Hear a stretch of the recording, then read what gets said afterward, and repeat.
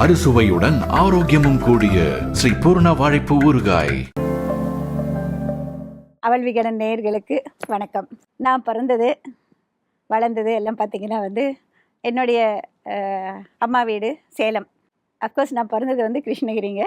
சேலம் தான் இருந்த இடம். கூட்டு குடும்பத்தில் சேர்ந்தவங்க தான் நாங்கள். கிட்டத்தட்ட எங்கள் வீட்டில் ஒரு 22 பேர் இருந்த ஒரு ஃபேமிலி. கல்யாணம் பார்த்திங்கன்னா டிகிரி முடித்த உடனே பிஎஸ்சி ஹோம் சயின்ஸ் படித்தேன் சாரதா கல்லூரியில். டிகிரி முடித்த உடனே ஒரு வருஷத்துக்குள்ளார கல்யாணம் நிச்சயமாயிடுச்சு. கல்யாணத்துக்கு முதல்ல சமையல் அப்படின்னா பார்த்திங்கன்னா எங்கள் வீட்டில் எப்போவுமே சமையலுக்கு ஆள் உண்டு. அதனால் தனியாக சமைச்ச பழக்கமே கிடையாது. எங்கள் வீட்டில் காஃபி கூட குடிக்கிற பழக்கம் கிடையாது. ஆனால் திருமணத்துக்கு பிறகு தான் சமைக்கணும் அப்படிங்கிற ஒரு கட்டாயம். ஏன்னா இங்கே எங்கள் மாமனார் மாமியார் கணவர் அவங்க 3 பேர் தான் இருக்கிற இந்த குடும்பம்.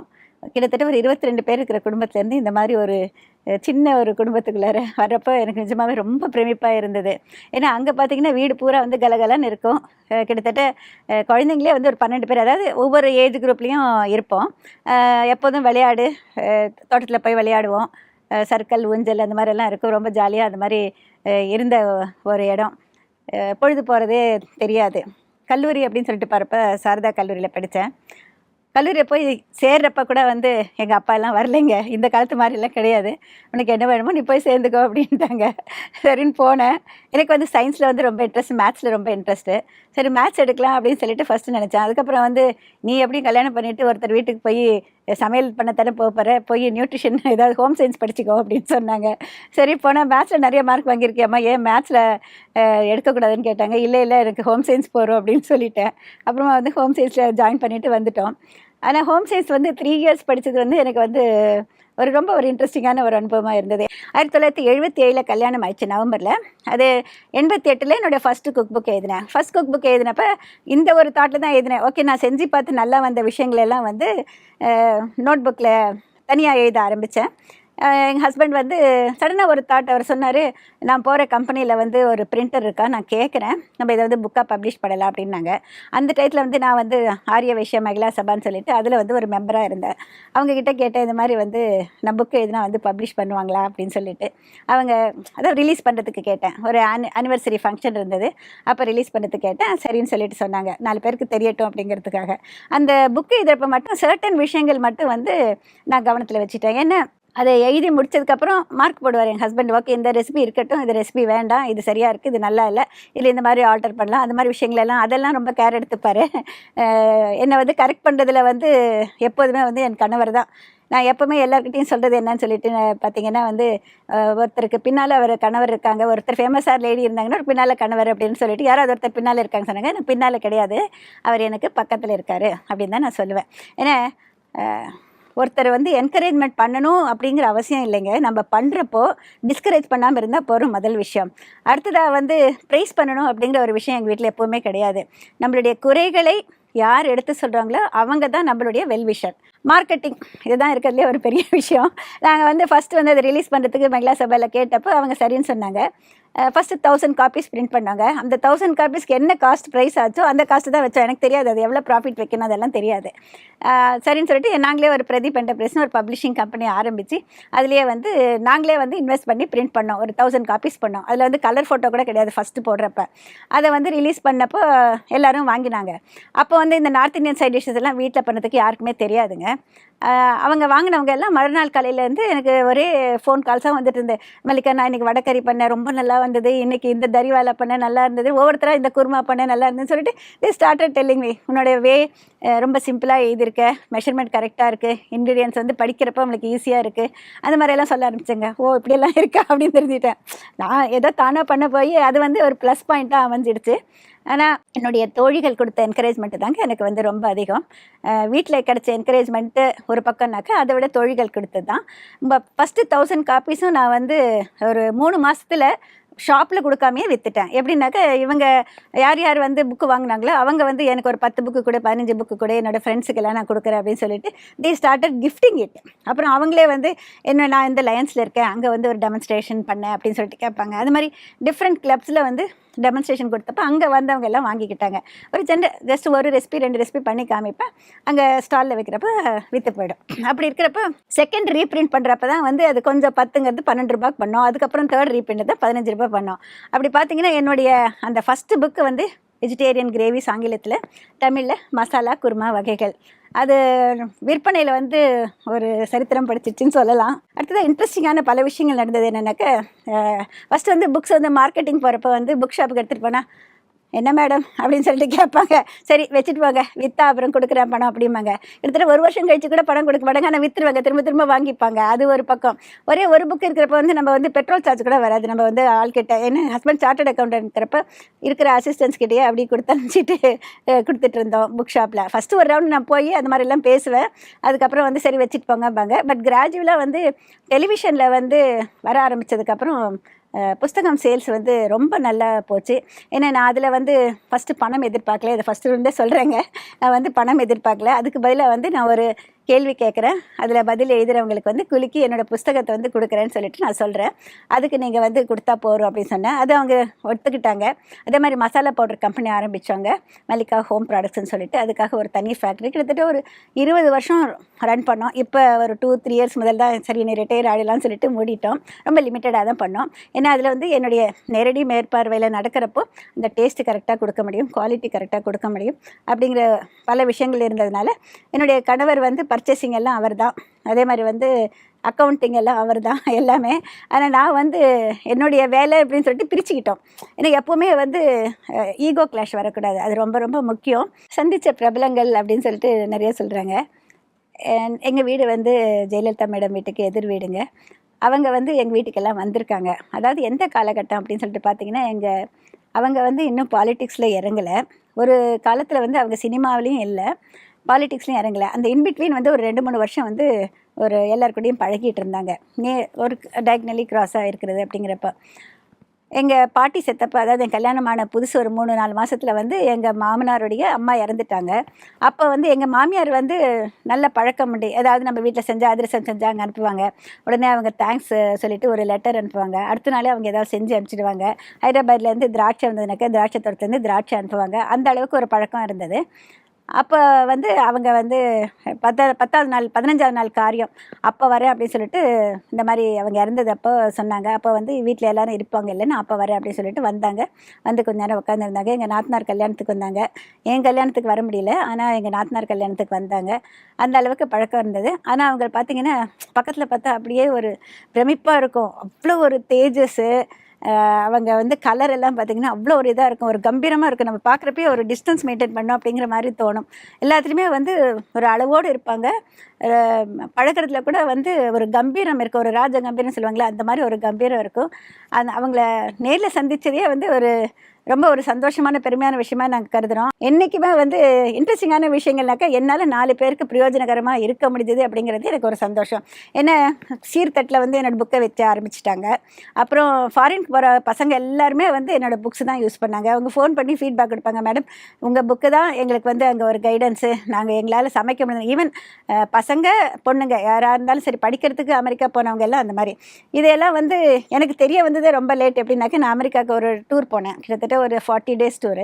யார் வீட்டில் போனாலும் என்னோடய புக் இருந்தது. And they were very happy. நீங்கள் வந்து தங்குறீங்களா அப்படின்னு சொல்லிட்டு, மேடம் எங்களுக்கும் சேர்த்து சமைச்சு வச்சுருங்களா அப்படின்னு சொல்லிட்டு கேட்பாங்க. எவ்வளோ சமைக்கணும்னா எவ்வளோ மேக்ஸிமம் முடியுமோ அவ்வளோ சமைக்கணும். அவங்களுடைய குக்கரில் பிடிக்கிற அளவுக்கு அவங்களுக்கு பிடிச்சமான டிஷ்ஷை சமைச்சு வச்சுட்டு வருவேன். ஃப்ரிட்ஜில் வந்துட்டு சூடு பண்ணி சாப்பிடுவாங்க. அந்த மாதிரி விஷயங்கள் நடந்தது. ஆனால் அங்கே வந்து நிறைய கெட் டுகெதர்ஸ். இப்போ என்னுடைய புஸ்தகம் வச்சு ஒருத்தங்க ஒன்று சமைச்சு இது பண்ணுங்க. அஃப்கோர்ஸ் அப்போ வந்து எல்லாருமே ஷேர் பண்ணிப்பாங்க. இவங்க புக்கிலேருந்து இந்த பேஜ்லேருந்து இந்த ரெசிபி நான் பண்ணேன் அப்படின்னு சொல்லுவாங்களாம். மற்றவங்களும் வந்து அந்த மாதிரி ஒரு பாட்லக் டின்னர் அந்த மாதிரி பண்ணுறப்போ நிறைய பேர் என்னோடய புக்கை யூஸ் பண்ணியிருக்காங்க. ஈவன் டாக்டர்ஸ் ஒய்ஃப்ஸ், டாக்டர்ஸ்லேருந்து இன்ஜினியர்ஸ்லேருந்து நிறைய பேர். அது எனக்கு ரொம்ப சந்தோஷத்தை கொடுத்தது. அதே நேரம் வந்து ஒரு தடவை ஒரு பொண்ணு வந்து ஒரு லெட்டர் எழுதியிருந்தாங்க, ரொம்ப பரிதாபமாக, ரொம்ப உருக்கமாக. எனக்கு வந்து அம்மா இல்லை, இறந்துட்டாங்க, என்னுடைய பிரதர்ஸ் மட்டும்தான், நான் சமைக்கிறது எது சமைச்சாலும் வந்து நல்லா இல்லைன்னு சொல்கிறாங்க, உங்களுடைய புக்கை வந்து எனக்கு கிஃப்டாக அனுப்ப முடியுமா, நான் உங்கள் ப்ரோக்ராமை பார்த்துருக்கேன், நான் வந்து அதை வச்சு சமைப்பேன்னு சொல்லிட்டு சரிம்மா அப்படின்னு சொல்லிட்டு அனுப்புவேன். அதே மாதிரி மறக்க முடியாத பல விஷயங்கள்னாக்க ஊறுகாய் வீட்டிலேருந்து பண்ணி விற்கிறவங்க நிறைய பேர் வந்து லேடிஸ்க்கு வந்து ஒரு இன்கம் கொடுக்கறதுக்கு விதவிதமான ஊறுகாய் பண்ணி அதை பாட்டிலிங் பண்ணி விற்கிறதுக்கு ரொம்ப ஹெல்ப்ஃபுல்லாக இருந்ததுன்னு என்கிட்ட சொல்லியிருக்காங்க. சூப்புகள், ஈவன் ஒரு பீச்சில் வந்து சூப் விற்கிறவத்துலேருந்து அங்கங்கே வந்து பூத் வைக்கிறவங்கலேருந்து, மேடம் உங்கள் புக்கை யூஸ் பண்ணிட்டு நான் நிறைய சூப்ஸ் பண்ணியிருக்கேன், நிறைய நல்லா போகுது, எனக்கு இது இன்கம் நல்லா இன்க்ரீஸ் ஆச்சு, ரொம்ப சந்தோஷம் சொல்லுவாங்க. ஒரு தடவை தூத்துக்குடியிலேருந்து ஒருத்தர் வந்து ஒரு பெரிய லெட்டர் போட்டிருந்தார். அப்போ வந்து முறுக்கு மிக்சர் புக்கு போட்டிருந்தேன். அவர் வந்து நாங்கள் வந்து ஒரு 20-30 ஃபேமிலி வந்து வீட்டில் வந்து விதவிதமான முறுக்கு செஞ்சு கடைங்களுக்கு கொடுப்போம். ஆனால் உங்கள் புக்கு வந்ததுக்கப்புறம் நாங்கள் வந்து இன்னும் நிறைய வெரைட்டிஸ் பண்ண முடிஞ்சது. அந்த நிறைய வெரைட்டிஸ் பண்ணுறப்போ எங்களுடைய இன்கம் இன்க்ரீஸ் ஆச்சு, ரொம்ப தேங்க்ஸ் அப்படின்னு சொல்லிட்டு எங்களுக்கு லெட்டர் போடுவாங்க. உங்களுதுன்னு சொல்லிட்டு சொல்கிறப்ப, உங்கள் பேர் சொல்கிறப்ப கடைங்களில் வந்து ரொம்ப சுலபமாக வாங்கிட்டாங்க, ஆனால் நல்ல ஃபீட்பேக் நல்லா இருந்ததுன்னு சொல்லிட்டு. அடுத்ததாக பார்த்திங்கன்னா, இந்த கல்யாண வீட்டில் வந்து சமையல்காரங்க இருப்பாங்க இல்லையா, அவங்க வந்து ஒரு கான்ட்ராக்ட் மாதிரி பேசியிருப்பாங்க. அந்த கல்யாண வீட்டில் வந்து அவங்க வந்து எங்கிட்ட வந்து சொல்லுவாங்க, மேடம் வந்து உங்கள் புக்கை ரெஃபர் பண்ணி, உங்களுடைய டிவி ஷோவை ரெஃபர் பண்ணி எனக்கு இந்த ரெசிபி வேணும், இதை செஞ்சு கொடுங்க அப்படின்னு சொல்லிட்டு கேட்பாங்க. அப்புறம் சீர்தட்டில் வைக்கிற சாமானெல்லாம் பழப்போ நீங்களே அவங்க புக்கு கூட வாங்கிட்டு வந்து கொடுத்துருங்க அப்படின்னு சொல்லிட்டு சொல்லுவாங்க. ஆனால் அவங்க சமையல் கலைஞர்கள் சங்கத்தில் என்னை கூப்பிட்டு ஹானர் பண்ணாங்க. அவங்க வந்து அதுக்குன்னு எனக்கு ஒரு டைட்டிலும் கொடுத்தாங்க. நிறைய அவார்ட்ஸ் வாங்கியிருக்கேன்னு வச்சுக்கோங்களேன். ஒரு சில அவார்ட்ஸ் மட்டும் நம்மளுக்கு வந்து சிகரம் தொட்ட பெண்மணி, அப்புறம் இந்த நிறைய விஷயங்கள். ஃபஸ்ட்டு வாங்கின அவார்டு பார்த்திங்கன்னா உமன் ஆண்டர்பிரினர், பெஸ்ட் உமன் ஆண்டர்பிரினர்ஸ்க்கு கொடுக்கறது பிரியதர்ஷினி அவார்டு. அப்போ வந்து டெல்லியில் வந்து இண்டஸ்ட்ரியல் மினிஸ்டராக இருந்தாங்க ராமகிருஷ்ண ஹெக்டேன்னு சொல்லிட்டு, அவர் கையால் வாங்கினது தான் என்னுடைய ஃபஸ்ட்டு அவார்டுங்க. அதுக்கப்புறம் பிரியதர்ஷினி அவார்ட்லேருந்து வரிசையாக நிறைய ஒரு 25-30 அவார்டுக்கு மேலே வாங்கியிருக்கேன்னு வச்சுக்கோங்களேன். ஆனால் அந்த அவார்டுங்கிறது வந்து ஒரு ரெக்கக்னிஷனாக இருந்தால் கூட வந்து நம்மளுடைய சந்தோஷம் வந்து நம்மளை நேரில் பார்த்து பல பேர் மீட் பண்ணுறப்ப உங்களால் நான் பயனடைஞ்சேன் அப்படின்னு சொல்கிறாங்க பாருங்கள், அதில் கிடைச்ச அந்த ஆத்ம திருப்தி எனக்கு பணம் சம்பாதிக்கிறதுல வந்தது கிடையாது. ஏன்னா என்னோடய ஃபஸ்ட்டு புக்கு கிட்டத்தட்ட 1 மில்லியன் காப்பி விற்றுருக்குன்னு வச்சுக்கோங்களேன். நிறைய அப்போல்லாம் பார்த்திங்கன்னா ரீப்ரிண்ட் ஆகிட்டே இருக்கும், ஒரு பக்கம் போயிட்டே இருக்கும், நிறைய பேர் வேலை பண்ணிகிட்டே இருப்பாங்க, அவ்வளோ பிஸியாக இருக்கும் ஆஃபீஸு. ஆனால் எல்லாமே ஒரு காலகட்டம் தான். இப்போ பார்த்திங்கன்னா 30 இயர்ஸ் ஒரு நல்ல பீக்கில் இருந்தப்போ இப்போ வந்து சோஷியல் மீடியாவில் வந்து எல்லாருக்கும் ரெசிபி கிடைக்கிறது ரொம்ப ஈஸியாக இருக்குது. இப்போ வந்து புக்ஸுங்கிறதுக்கு மார்க்கெட்டே இல்லை. ஈவன் மேகசின்ஸ்க்கே வந்து குறைஞ்சி போயிடுச்சுன்னு வச்சுக்கோங்களேன். எல்லாமே வந்து டெலிவிஷன் சேனல். இப்போ வந்து ஈவன் டெலிவிஷனில் வந்து இது ஷோ பண்ணுறது ஒரு ஸ்டேஜில் நின்று போகிற மாதிரி ஒரு காலகட்டத்தில் இருக்கும். ஆனால் யூடியூப் வந்ததுக்கப்புறம் வந்து யூடியூப் சேனல் ஆரம்பிக்கிறப்போ நாங்கள் தான் லேட்டாக ஆரம்பித்தோம். எங்களோட புக்கை வச்சு ஆரம்பித்தவங்க எல்லாம் முதல்ல நிறைய பேர் இருக்காங்க. ஒரு 6-7 வருஷத்துக்கு முன்னாலே யாராவது பார்த்தா மீட் பண்ண சொல்லுவாங்க, மேடம் உங்கள் புக்கு தான் எனக்கு பேஸு, நான் யூடியூப் ஆரம்பிக்கிறதுக்குன்னு சொல்லுவாங்க. ஓகேம்மா சந்தோஷம்னு சொல்லுவேன். ஆனால் நான் ஆரம்பிக்கணும்னு நான் நினச்சது கிடையாது. அதுக்கப்புறம் என்ன அவ்வளோ பிஸி, நாங்கள் டெலிவிஷனில் பிஸி, மசாலா போடுற கம்பெனி, இந்த மாதிரி புக்ஸ் அப்படின்னு சொல்லிட்டு இருக்கிறப்ப தான் இதை பற்றி நினைக்கிறேன். ஆனால் இப்போ தான் வந்து ஒரு 2 வருஷமாக என்னுடைய ஓன் சேனல், 1.5 வருஷம் தான் ஆயிருக்கும், 1-2 வருஷம், மல்லிகா பதிநாத் வீட்டு சமையல்னு ஆரம்பித்து இதில் பார்த்தீங்கன்னா ஆல் இன் ஒன் நானே தான் வச்சுக்கோங்களேன். நானே ஷூட் பண்ணுறேன், நானே எடிட் பண்ணுறேன், நானே அப்லோட் பண்ணுறேன். அந்த அளவுக்கு வந்து எனக்கு தெரியாமையே ஒவ்வொரு விஷயமா கற்றுக்கிட்டு இப்போ செய்ய ஆரம்பிச்சிட்டேன். ஆனால் மற்றவங்க பாராட்டி பேசுகிறப்ப கிடைக்கிற சந்தோஷமும், இன்னொருத்தருங்க வந்து ஓகே உங்ககிட்ட இந்த குறை இருக்குது அப்படின்னு சொன்னாங்கன்னாக்க ரெண்டையுமே ஈக்குவலாக எடுத்துக்கணும்னு சொல்லிட்டு நினைப்பேன். ஏன்னா நம்மளுடைய குறைகளை யார் எடுத்து சொல்கிறாங்களோ, அது வீட்டில் இருக்கவங்களாக இருக்கட்டும், பெரியவங்களாக இருக்கட்டும், சின்ன பசங்களாக இருக்கட்டும், அவங்களா இருந்தால் கூட நம்ம அதை ஏற்றுக்கணும். அந்த ஏற்றுக்கிற மனப்பக்குவம் இருந்தால் தான் நம்மளால் வந்து முன்னேற முடியும், வளர முடியும். முன்னேற்றம் அப்படின்னு யாராவது பண்ணணும், ஏதாவது பண்ண வச்சுக்க பிடிச்சதாக ஒரு சப்ஜெக்டை தேர்ந்தெடுத்துக்கணும். அதில் வந்து ஹார்ட் ஒர்க் பண்ணணும். அதை பற்றின நிறைய விஷயங்கள் தெரிஞ்சுக்கணும். யார்கிட்டயாவது ஹெல்ப் பண்ணணுனாக்கா தயங்காமல் போய் கேட்கணும். அதுக்கப்புறம் அந்த பாதையிலேருந்து விலகக்கூடாது. ஏன்னா எடுத்த உடனே வந்து சக்ஸஸ்ங்கிறது வந்துடாதுங்க.